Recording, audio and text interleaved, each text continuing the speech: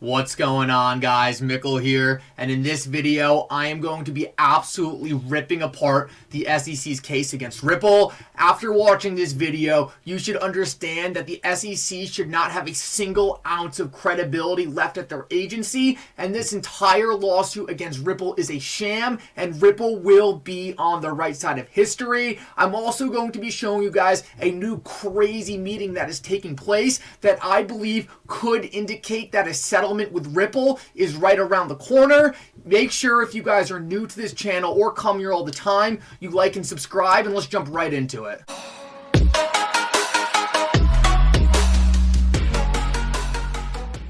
Alrighty guys, well make sure you stick around for this whole video because the absolute absurdity of the SEC's lawsuit against Ripple is going to be on full display in this video. Some of these documents are going to make your head spin, and it's just crazy that the SEC thought they could get away with such a poorly drafted lawsuit with a purpose that they cannot even define. The best thing about this though is because we are able to dig this up and it is so obvious to the public, there's no doubt in my mind that the court is also going to pick this up and Ripple will end up on the right side of this because the SEC is stuck in a massive web of lies and they are just digging their hole deeper and deeper. I do not believe they're going to be able to get out. I want to start off with this tweet by Stephen Hubert, and he says, remember when the SEC claimed in May that there was no need to provide the staff's internal views on Ethereum and Bitcoin because they had made enough public statements about them? And then in August, they claimed that those public statements were just personal opinions. Crying face, insanity. And let me describe this to you real quick because this is an absolute joke by the SEC. The SEC says right here in this document, the SEC's views and interpretations about digital assets were expressed in public SEC guidance and other public sources described below. Then, if we take a look at where the SEC is saying they publicly announced a view on digital assets, we can see that based on the SEC's own documents that they are directly referring to Bill Hinman's speech in 2018 where he said Ethereum and Bitcoin are not securities. Then, a couple months later, they take a massive U-turn and come back in the Ripple SEC case and say that the SEC has not taken an official position. There was no action it took to say Bitcoin is not a security, Ethereum is not a security. Right here, we can see the SEC is in direct conflict of what they said earlier. They are lying, but why are they lying? They are lying because they know back in 2018, they gave clear guidance to the market saying Bitcoin's not a security, Ethereum's not a security. And they took credit for that through Bill Hinman. The problem they're having now is they understand that if that is true, and they did say that, then there is no reason XRP should be a security. So what is the only way they could get out of this? It's to lie and deny it never happened. And that is absolutely crazy considering this is an agency that's supposed to be protecting the public.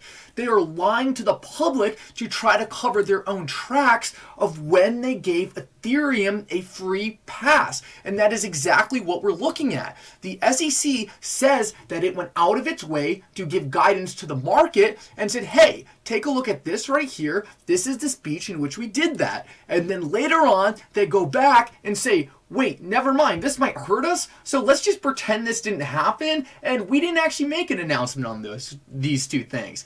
The fact that the SEC can get away with it, this just shows how power happy they are. But the good thing is they thought no one would go dig up these tracks they left behind them. It is insane because we are finding these public documents that show the conflicts that were happening at the SEC, and the fact that we are in the process of exposing them shows that the court is going to pick up on this as well, and Ripple is going to be deemed victorious because the SEC is not going to be able to fight this. It is blatantly obvious and the court is going to pick it up. And before we move on to the next thing, I just want to say, if you guys want to help out this cause, go to my Twitter, link in my bio, and retweet this. Because the more people that get the word out, the easier it's going to be for the court to understand that they cannot rule in the SEC's favor because the facts are blatantly against them.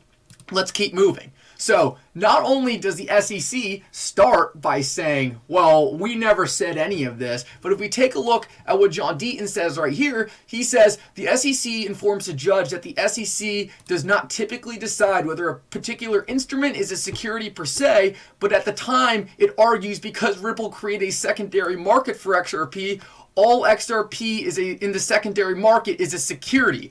This is so funny. Because what the SEC is trying to say right here, and these are all in their own documents, this is their own words, it says right here, the SEC does not typically decide whether any particular financial instrument without additional context qualifies as a security. So the SEC is saying, oh, well, we couldn't actually say whether Bitcoin and Ethereum were securities or not because we don't actually have that power. And this was kind of their way of back here pulling back this guidance they gave on Bitcoin and Ethereum and saying, oh, we never said that because even if we did, we don't really have that power. But at the same time, they're trying to go forward in this case and say, even though we said all that back then, and now we're claiming we weren't allowed to say that, we still want to go forward in saying that we think XRP is a security. If this isn't making you guys understand how insane this agency is, I don't know what will. They want to pull back some statements they said, pull back some of their power so that it doesn't get them in trouble in other places.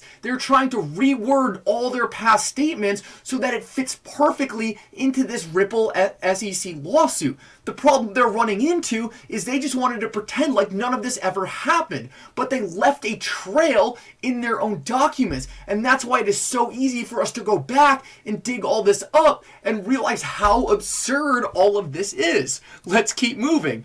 The next thing I want to show you is the fact that the SEC actually really made a ruling on XRP a long time ago. It just wasn't public. We can see John Deaton tweeted out, or he says this was 4 days ago, and if we take a look at the tweet, it said FinCEN already signed an agreement with Ripple Inc., allowing them to continue their XRP sales. If XRP is an unlicensed security, then FinCEN now has to explain why they signed an agreement allowing the sale of unlicensed securities. Never going to happen. XRP isn't a security. And this was tweeted out in 2018. Now, what's so crazy about this, and John Deaton tweets this out, and let me just summarize what he's saying right here. He's saying that FinCEN signed an agreement with Ripple saying that XRP is not a security. So right there, Ripple had the idea in their head, based on their agreement with FinCEN, that XRP would not be dealt like a security going forward.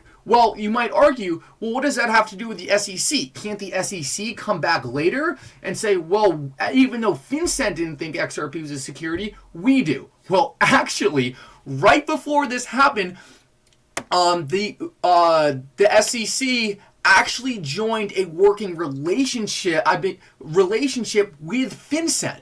So the fact that the FinCEN was working with the SEC before this speech even happened showed that the SEC was actually in full knowledge that this decision was being made by FinCEN. Therefore, when FinCEN went out and made this declaration that it did not believe XRP was an unregistered security, there is no doubt that they met with the SEC to make this declaration.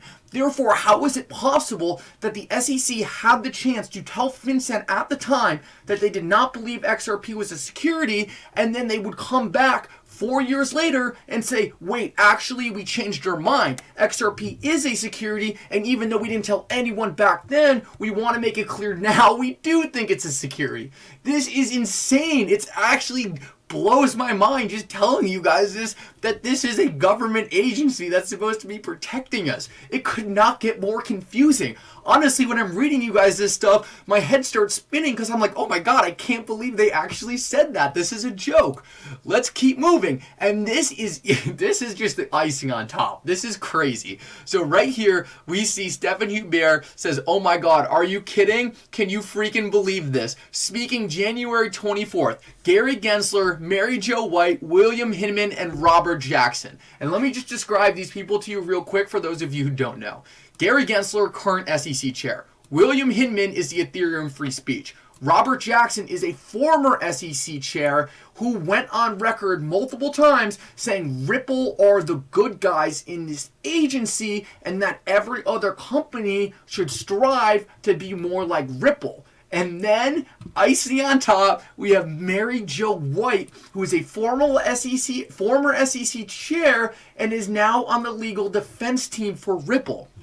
Why are all these people meeting together during a lawsuit where Mary Jo White is in direct conflict with Gary Gensler, with conflicts of interest with William Hinman, and a former SEC chair, Robert Jackson, who has said Ripple is one of the good guys in this industry? Well, it also happens to be happening right after fact discovery ends. I think it's possible that we could have some very good news before this meeting takes place, so that when you put all these conflicting parties on one stage, you don't have to worry about any beans getting spilled about the lawsuit. We know that the SEC and Ripple are going to be forced to meet during this week and talk about a settlement. And why will a settlement happen? Well, it's because of this. Ripple and XRP are one of the most connected cryptocurrencies in the entire world. There's no doubt in my mind they're going to be part of the future financial system. It's just a matter of time. We are getting clarity right now. Hold on tight, guys. I think we're in for a crazy ride. Thank you so much for coming. If you're new here, like and subscribe. For now, Mickle out.